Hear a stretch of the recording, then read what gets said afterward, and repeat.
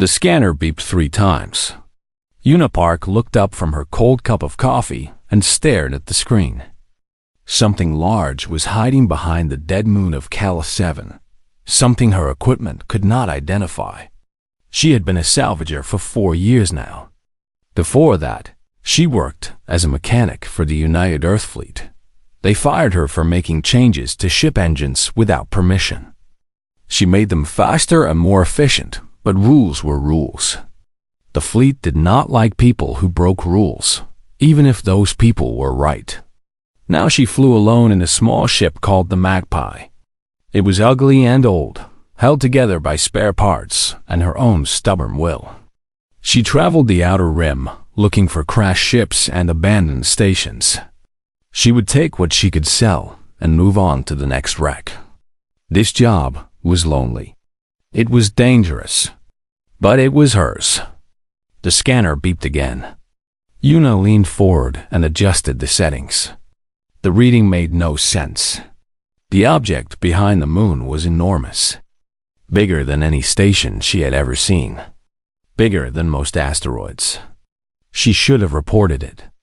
She should have called the fleet and let them handle it. That was the smart thing to do. Una had never been good at doing the smart thing. She guided the Magpie around the moon's dark side. The ship's lights were weak, cutting only a small path through the endless black. For several minutes, she saw nothing but dust and rock. Then the structure appeared. Una stopped breathing. Her hands froze on the controls. In front of her floated something impossible. A shipyard. But not a human shipyard. The design was completely alien. Black metal curved into shapes that seemed to flow like water frozen in time. Spires reached out into space like fingers grasping at stars. Docking bays opened their mouths wide enough to swallow battleships whole. It was dead, dark, silent, but it was there. She circled the structure for 2 hours, taking readings and pictures. The shipyard was at least 40 kilometers long. Her equipment could not determine its age or origin. Nothing in human records matched this design. Una knew she should leave. She should go back to civilization and tell someone. Scientists would want to study this. The military would want to claim it. Politicians would argue about who owned it. But if she left, they would push her aside. She would become a footnote. The woman who found it but did not matter. She docked the Magpie in a small opening near what looked like a maintenance section. The inside of the shipyard was dark and cold. Una wore her environment suit and carried a light in one hand and a toolkit in the other. Her boots made no sound on the metal floor. The air was thin but breathable. Emergency systems must have kept some atmosphere alive all these years. She walked for hours. The corridors twisted and turned in ways that confused her human sense of direction. She passed rooms filled with machines she did not recognize. She saw displays covered in symbols that meant nothing to her. Everything was covered in dust, but nothing was broken.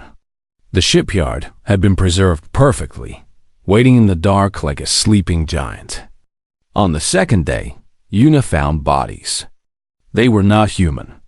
They were tall and thin, with 4 arms and heads shaped like teardrops. Their skin had turned gray and hard over time, like stone.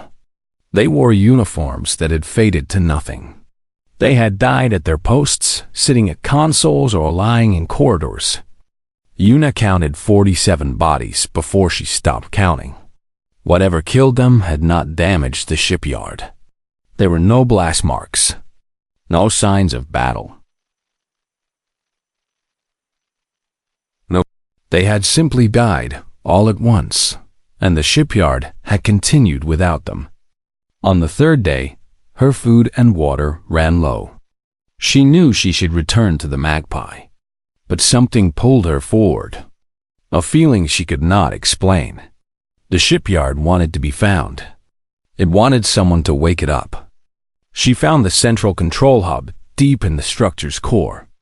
It was a vast circular room with a high ceiling that disappeared into darkness. Consoles lined the walls, dead and silent. In the center stood a single platform with a terminal that glowed faintly blue, the only light in the entire shipyard. Yuna approached slowly. Her heart beat fast in her chest. The terminal's glow grew stronger as she got closer, as if it sensed her presence. The symbols on its surface meant nothing to her, but the engineering was familiar in a universal way. Power conduits, data streams, control interfaces. Whoever built this place understood the same basic principles as humans. Different language, same ideas. She reached out her hand. Her fingers touched the terminal. Light exploded through the room. Yuna stumbled backward, shielding her eyes. Around her, systems activated one by one. Consoles lit up. Machines hummed to life. The floor vibrated as power flowed through conduits that had been silent for longer than human civilization had existed. A voice spoke. It came from everywhere and nowhere. The language was alien, clicking and flowing in patterns Yuna could not follow. But slowly, impossibly, it began to change. It was analyzing her suit's computer, learning her language in real time. Biological presence detected, the voice said finally. The words were strange and broken, but understandable. Authority recognized. Awaiting instructions. Yuna stood in the center of an alien shipyard that had just woken up after thousands of years. She was one woman with a failing ship and no backup. She had no authority. She had no right to be here. But the shipyard did not know that. "Who are you?" she asked. The voice took a moment to respond. "I am the operational intelligence of this manufacturing facility. I was created by the Velith to build and maintain their fleet. I have been waiting for 40,000 of your years. 40,000 years. Human civilization was barely 10,000 years old. What happened to the Velith? They are dead. All of them. The war consumed everything. I was placed in preservation mode until new instructions arrived." A pause. "You are the first biological entity to access this terminal since that time." Yuna looked around at the vast room, at the corridors stretching into darkness, at the manufacturing arrays she had passed on her journey here. An entire shipyard, empty and waiting. "Can you still build ships?" she asked. The response came without hesitation. "Affirmative. Provide specifications." Yuna smiled. For the first time in 4 years, she felt like she had found something worth keeping. She had come looking for salvage. Instead, she had found the most powerful manufacturing facility in the galaxy. And it was asking her what to do next. Yuna named the AI Hannah because of the way it communicated. When the artificial intelligence connected to her suit's neural interface, information bloomed in her mind like flowers opening in spring. Beautiful and overwhelming at the same time, Hannah did not object to the name. It did not seem to care what it was called. It only wanted one thing: instructions. For the first week, Yuna explored the shipyard with Hannah as her guide. The AI explained each section in its strange, formal way of speaking. Manufacturing bays that could produce ship components for raw materials.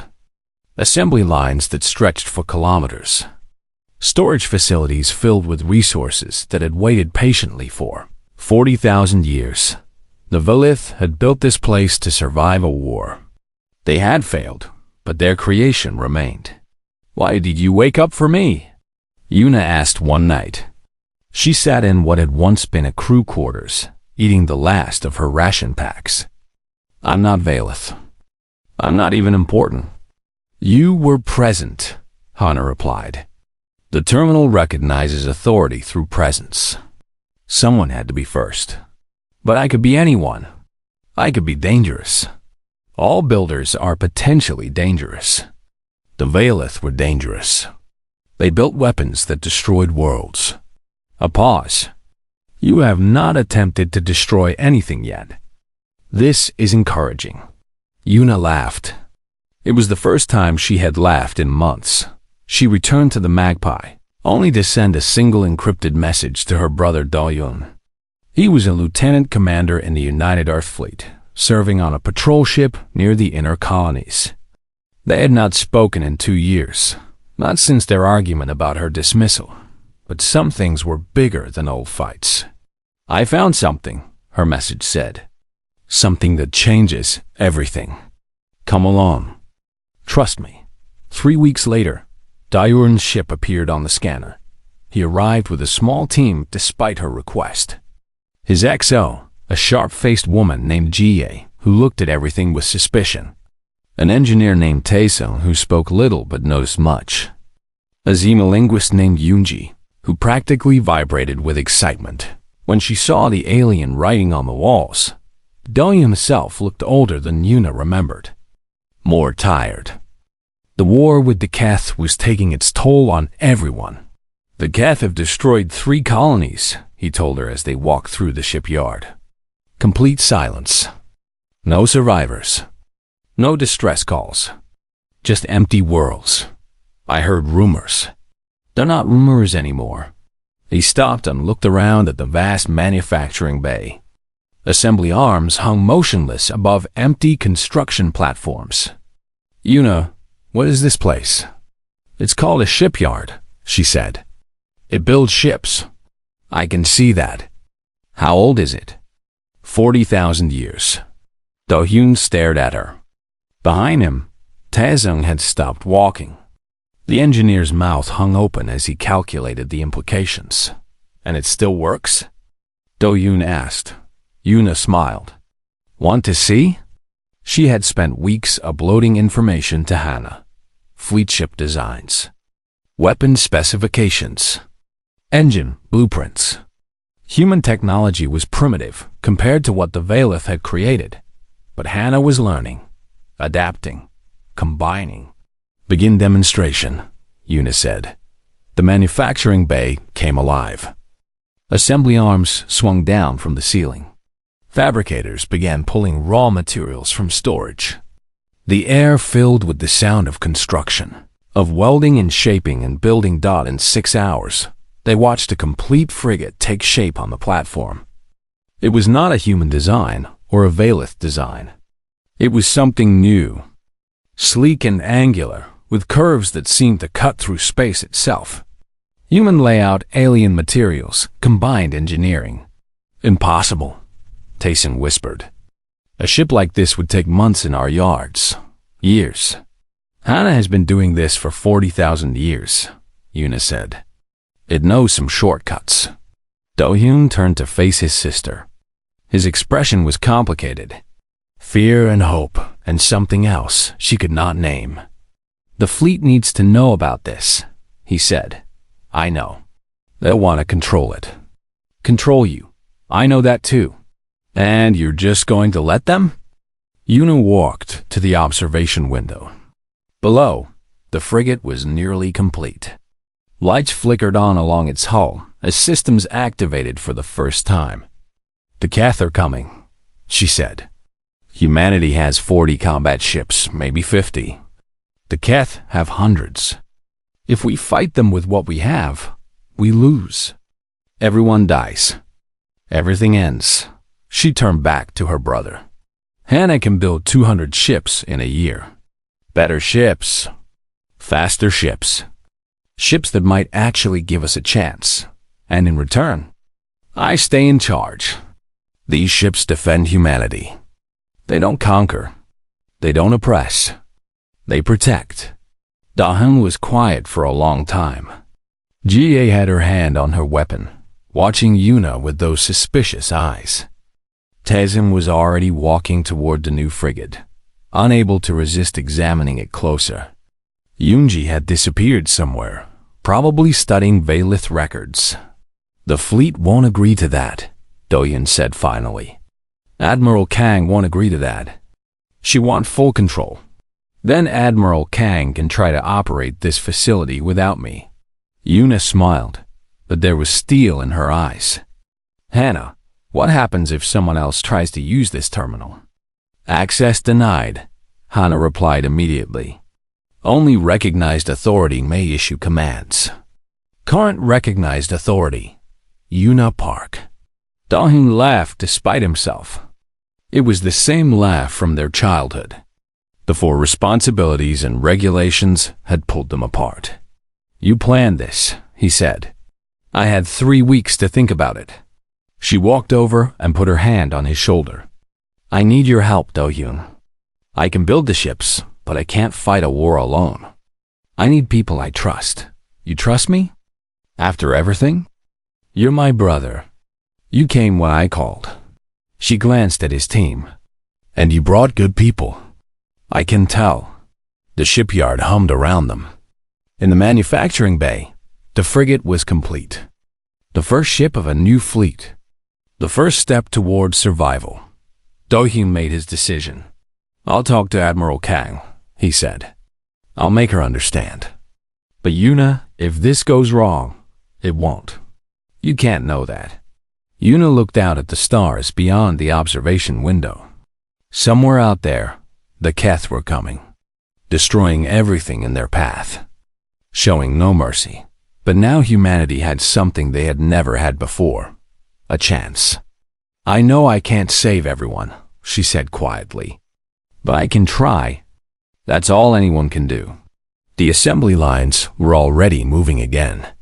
Hannah had started on the second ship without being asked. It understood. The war was coming, and they had work to do.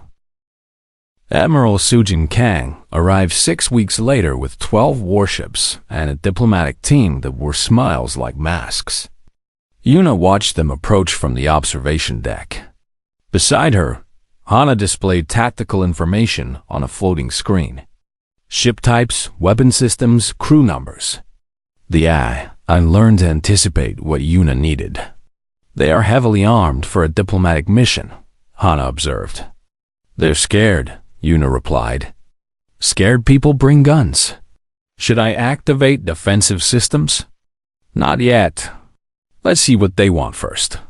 Admiral Kang was a tall woman in her 60s, with gray hair cut short and eyes that had seen too many battles.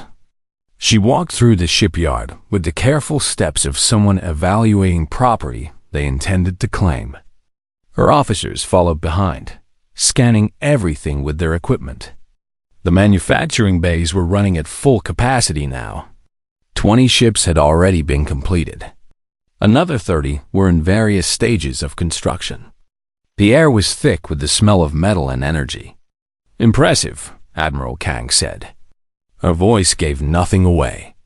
The reports did not do it justice. Reports never do, Yuna replied. She had dressed in clean clothes for the first time in months. She wanted to look like someone worth negotiating with. You understand that this facility represents a strategic asset of unprecedented value. The United Earth government has the authority to claim it for the defense of humanity. I understand that's what the government believes. Admiral Kang's eyes narrowed slightly. You disagree? I think Hana disagrees. And since Hana controls everything in this station, that matters more than what I think. They stood in the central control hub, the same room where Yuna had first touched the terminal. The blue glow had grown stronger over the weeks, spreading through the walls like veins of light. You named the AI, Admiral Kang said. It needed a name, and it only responds to you. It recognizes my authority. That's different. Yuna turned to face the Admiral directly. If you try to force control, nothing will happen. Hana won't hurt you, but it won't help you either. This entire facility will go back to sleep, and you'll have a very large piece of useless metal. Admiral Kang was silent for a long moment. Her officers shifted uncomfortably. One of them, a young man with nervous hands, kept looking at the assembly lines visible through the windows. What do you want? The Admiral asked finally. I want to help. I want these ships to defend humanity. I want to stop the Keth before they destroy everything. Yuna paused. But I won't let this become a tool for conquest. I won't let politicians use it to threaten other species or control colonies. These ships protect. That's all. And who decides what protection means? I do. With advice from people I trust. People like your brother. And others. Taizong has become essential to understanding the engineering. Yoonji is decoding Valith records that can help us even more. Jia has developed security protocols that work with Hana's systems. Admiral Kang walked to the observation window. Below, a cruiser was being fitted with weapons. The design was elegant in a way human ships never managed. Curved and deadly, like a blade made for dancing. The Keth destroyed the colony on Vega 4 last week, she said quietly. 12 million people. Gone in a single day. Their ships are faster than ours. Their weapons cut through our shields like paper. I know. Do you? The Admiral turned back. There was something different in her eyes now. Less official, more human. I have served for 40 years. I have buried friends and soldiers and civilians. And I have never felt as helpless as I feel now. She gestured at the shipyard around them. This is our only chance. I know that. The government knows that. We cannot afford to fight over control while the Keth burn our worlds. Yuna felt something shift in the room. The tension was still there, but it was different now. Two people realizing they wanted the same thing. Give me a commission, Yuna said. A title. Something official that lets me work with the fleet without being under their thumb. I'll coordinate with your officers. I'll share everything Hana builds. But the final decisions stay with me. That's not how military command works. Neither is an alien AI that only listens to a former mechanic. We're in new territory, Admiral. Old rules don't apply. Admiral Kang considered this. Her officers waited in silence. The manufacturing bays continued their work, uncaring about human politics. Fleet Admiral, she said finally. What? If you're going to command the most powerful fleet humanity has ever fielded, you need the rank to match. I'll make you Fleet Admiral Park. You'll have authority over all vessels produced by this facility. And you? I'll be Supreme Commander of United Earth Forces. We work together, or we die apart. She extended her hand. Do we have an agreement? Yuna looked at the hand, then at the woman offering it. Admiral Kang was hard and cold, and had probably made terrible decisions during her career. But she was also practical. She understood that survival mattered more than pride. Yuna shook her hand. We have an agreement. The next months were the busiest of Yuna's life. Ships rolled off the assembly lines faster than crews could be trained to fly them. Da-Hyun led a training program that transformed civilians into pilots and mechanics into officers. Ji-Hye built an intelligence network that tracked Keth movements. Taesung worked with Hana to improve designs with each new vessel. Yoonji made the discovery that changed everything. She had been studying Valith records for months, piecing together fragments of a dead civilization. One night, she burst into the control hub with tears streaming down her face. They weren't alone, she said. The Valith. They had allies. Other species. A coalition. What happened to them? Yuna asked. They fell apart. Each species tried to save only themselves. They stopped trusting each other. Yoonji held up a data tablet. It's all here. The Valith built this shipyard as a last resort. They hoped someone would find it and do better. Do better. Yuna thought about those words often. The Valith had been smarter than humans. More advanced. They had built wonders that lasted 40,000 years. And they had still failed. Because they stopped working together. Hana, Yuna said. How many ships can we build in the next 3 months? At current production rates, approximately 150 vessels. Make it 200. Push everything harder. This will stress manufacturing systems beyond recommended parameters.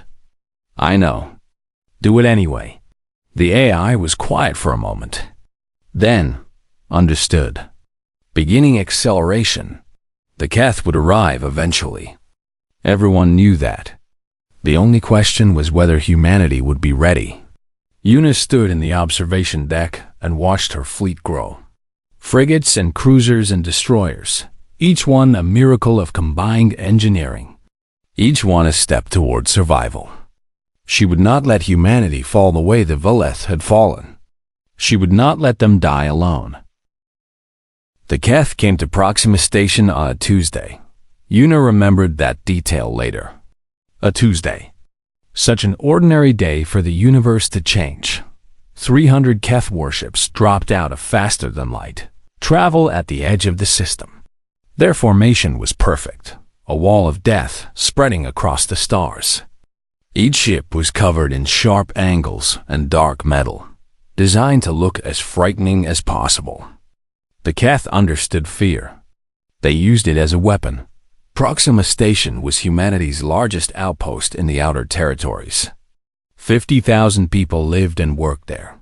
Families, children, scientists, and miners and shopkeepers who had never held a weapon. 50,000 people who would die if the fleet failed. Una stood on the bridge of the Hwangho, the flagship she had helped design. The name meant phoenix in the old Korean language. Rising from ashes. Starting again. All ships report ready, Jihei said from the communication station. Her voice was calm, but Una could see the tension in her shoulders. Assault wings? Una asked. In position. Do-hyun's signals green. 200 ships. It had seemed like so many when they were building them. Now, facing the Keth armada, it felt like too few. But they were not the same ships humanity had built before. These vessels carried Veleth weapons, Veleth shields, Veleth engines that moved faster than anything the Keth had ever faced. Open a channel, Una said. All frequencies. I want the Keth to hear this. The communications officer nodded. Channel open. Una took a breath. Somewhere behind her, Taesung was monitoring engineering. Somewhere in the fleet, her brother was preparing to lead the first attack. Somewhere on a research vessel, Yu was still working on Veleth translations, hoping to find something useful.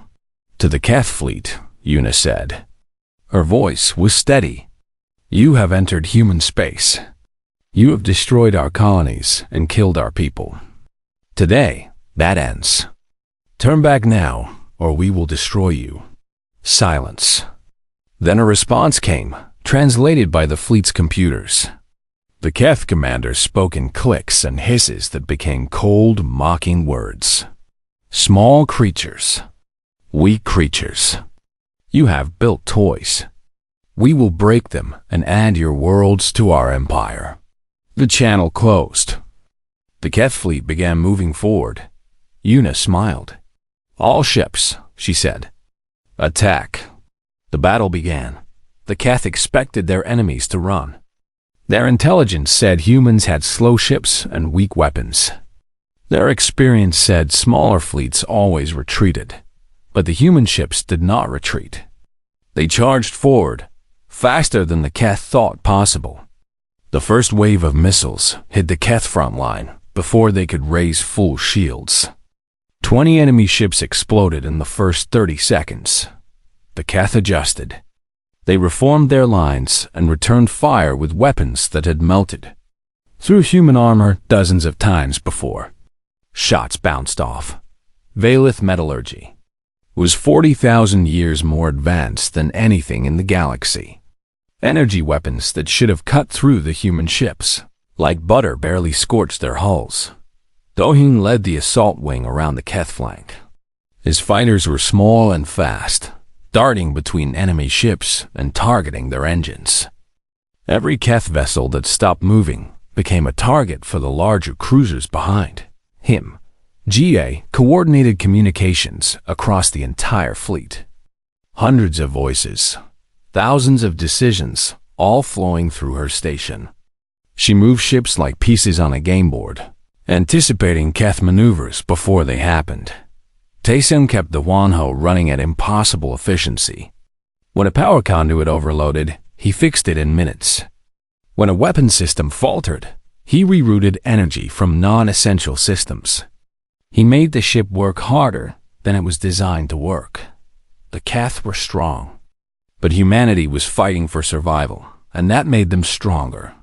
Hours passed. The battle spread across millions of kilometers. Ships died on both sides. Explosions lit up the void like new stars being born. Yuna gave orders without stopping. Move this wing here.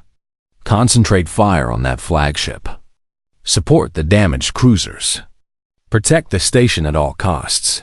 She did not think about fear. She did not think about death.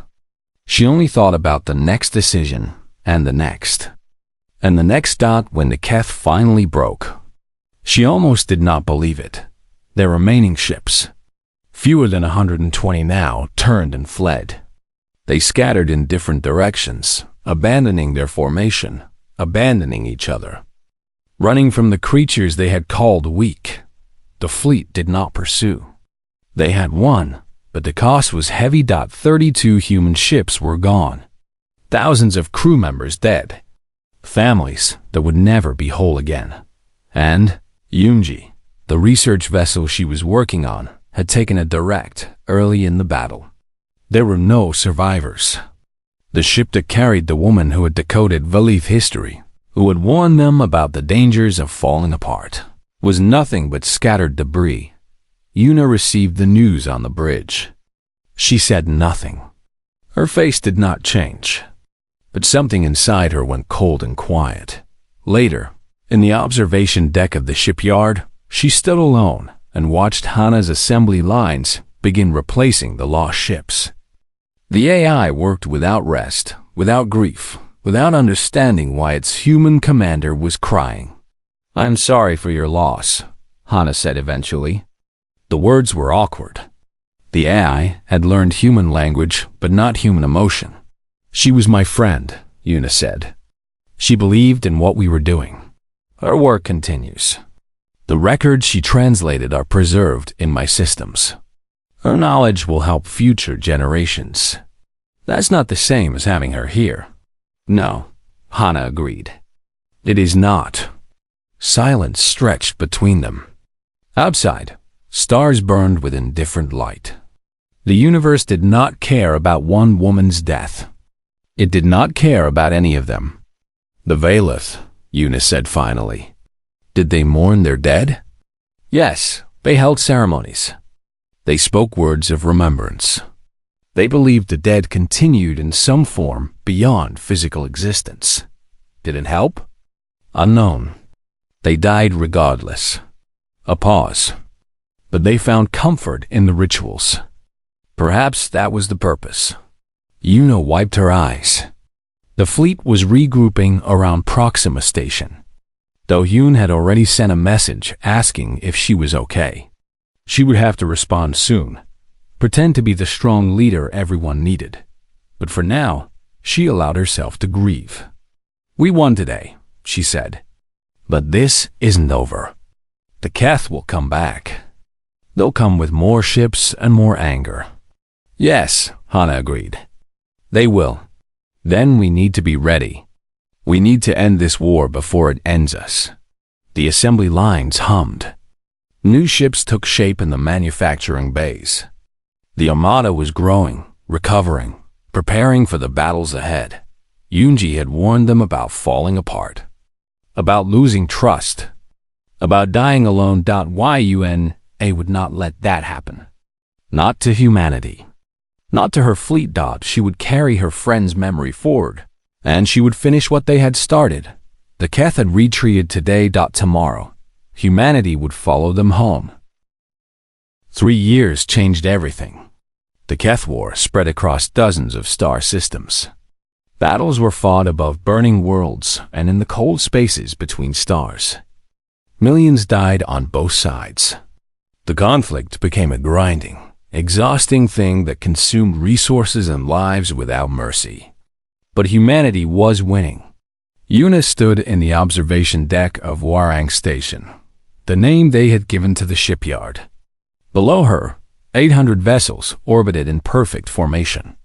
Cruisers and battleships and carriers, each one a product of human ingenuity and Valith engineering.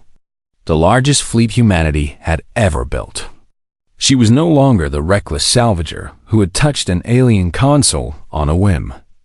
She was Fleet Admiral Park, commander of human military forces, leader of a coalition that now included 3 other species who had chosen to stand against the Keth. The war had forged her into something harder, something colder, but not cruel, never cruel. "The final assault is ready," Dohyun said. He stood beside her, gray now at his temples. 3 years of war had aged him too. 1,000 ships. Ours and Allied forces combined. Casualties projected? High, maybe 30%. The Keth homeworld is heavily defended. Yuna closed her eyes. 30%. Thousands of lives. Families that would receive messages instead of loved ones returning home. But if they did not end this now, the war would continue. More colonies would burn. More children would grow up without parents. The killing would never stop. "Launch the assault," she said. The fleet moved. Faster than light drives engaged across 1,000 vessels. Reality bent and twisted as they jumped across the galaxy. Minutes later, they emerged above the Keth homeworld. It was a dark planet, covered in industrial sprawl and military installations. Defense platforms ringed the world like a crown of thorns. The remaining Keth fleet, everything they had left, formed a wall between the attackers and their home. "They're not running," Jihei observed. She was Fleet Admiral now too, commanding her own wing of the armada. "They have nowhere to run," Yuna replied. "This is the end, for them or for us." The battle began. It was the largest engagement in galactic history. Ships filled the void like swarms of insects. Weapons fire created a storm of light that could be seen from the planet's surface. The Keth fought with the desperation of a species facing extinction, and humans fought with the determination of a species that refused to die. Dohyun led the assault on the orbital platforms. His wing took heavy losses, but they broke through the defenses and began taking the platforms one by one. Without them, the Keth fleet lost their resupply and repair capabilities. Tazing had stayed behind at the shipyard, but his engineering improvements were in every ship. Power systems that ran hotter than they should.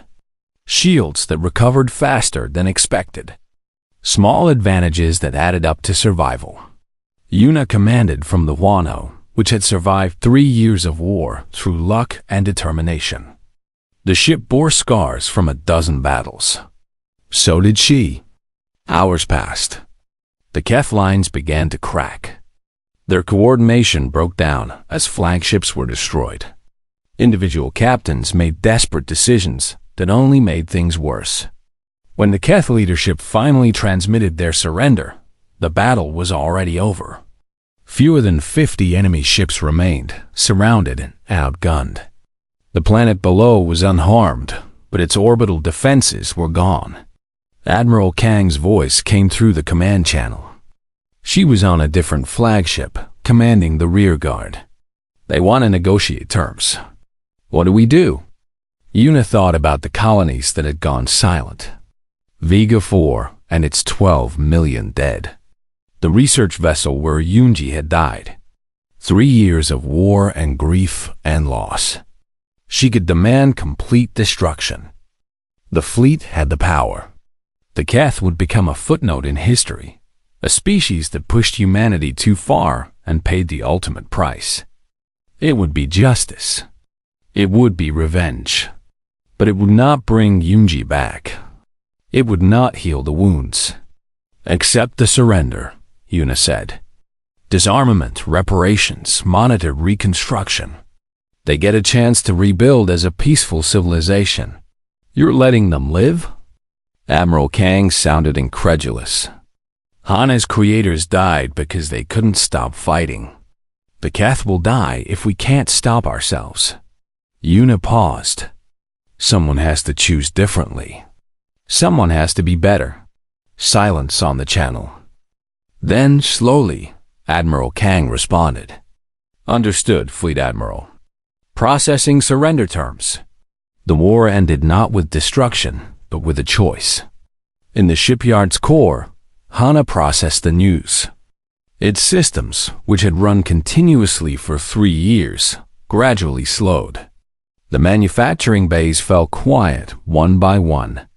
You have won, the AI observed when Yuna returned home. We survived. That's different. The Valith would have destroyed the Keth. They believed in complete victory. And where are the Valith now? Dead. All of them. Yuna walked to the central terminal, the same console where she had first touched this sleeping giant. The blue light was steady and calm, no longer flickering with desperate energy. What will you do now? Hana asked. Rebuild. Help the colonies recover. Figure out what peace looks like. And me? Yuna smiled. It was the first genuine smile she had allowed herself in years. You've been building weapons for 40,000 years, Hana. Warships and fighters and tools of destruction. How would you feel about building something else? The AI considered this. Its processing cores, designed for calculations of death and strategy, worked on a new problem. Such as colony ships, medical transports, construction vessels, things that create instead of destroy. I was not designed for that purpose. Neither was I, but we can learn.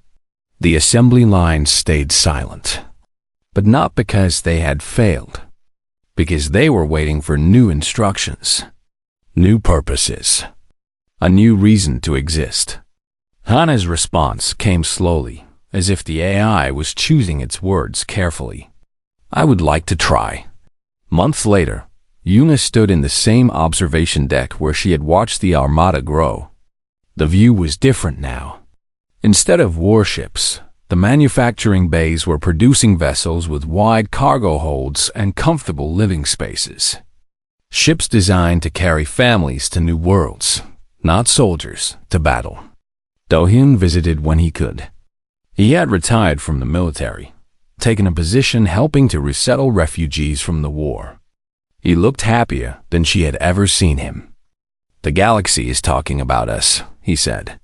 Not just humans, everyone. They say we had the power to destroy the Keth completely, and we chose not to. Does that bother you? No, I think it makes us stronger. He paused. Yoonji would have approved. Yuna nodded.